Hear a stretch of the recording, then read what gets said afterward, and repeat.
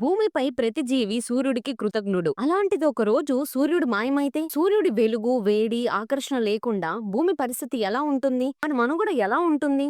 ఇప్పుడే ఊహించండి.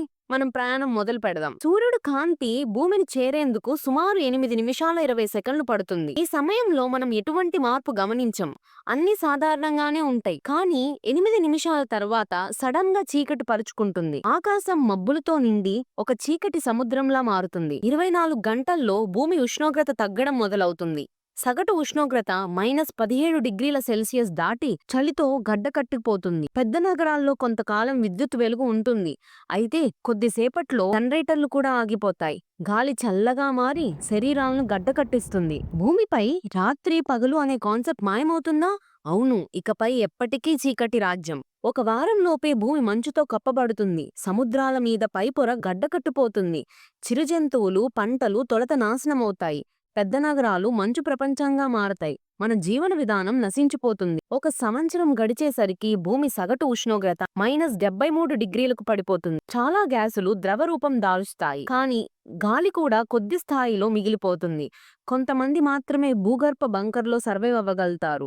బయటి ప్రపంచం పూర్తిగా మృత స్థితిలోకి మారుతుంది. భూమిలోని జియోథర్మల్ వేడి ఆధారంగా కొందరు జీవించగలుగుతారు. కానీ ఇది చాలా చిన్న శాతం మాత్రమే. సూర్యుడి ఆకర్షణ లేకుండా గ్రహాలు కక్షలు కోల్పోతాయి. భూమి, చంద్రుడు, ఇతర గ్రహాలు అంతరిక్షంలో ఎయిమ్లెస్ గా తిరుగుతాయి. కొందరు నక్షత్రాలకు దగ్గరగా వెళ్లి ధ్వంసం చెందవచ్చు.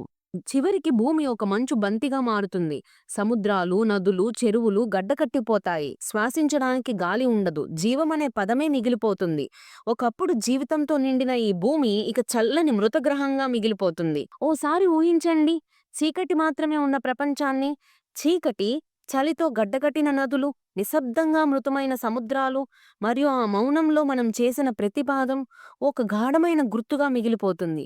అందుకే ప్రతి ఉదయం మన మీద పడే సూర్యాస్మిని మధురంగా స్వీకరించండి. ప్రతి గాలిని ముద్దుగా అనుభవించండి. ప్రతి చెట్టు, ప్రతి పువ్వు మనకు చెప్పే జీవన సందేశాన్ని వినండి. సూర్యుడు ఒక నక్షత్రం కాదు, అది మన జీవితం, మన ఆశ, మన ప్రేరణ.